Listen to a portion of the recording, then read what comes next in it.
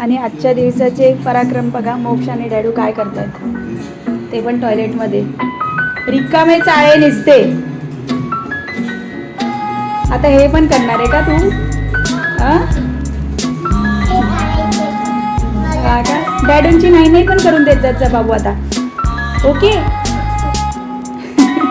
आणि अजून काय काय जेव्हा पण भरवायचं मग डॅडूंना. अजून काय काय करशील डॅडूंचं? हा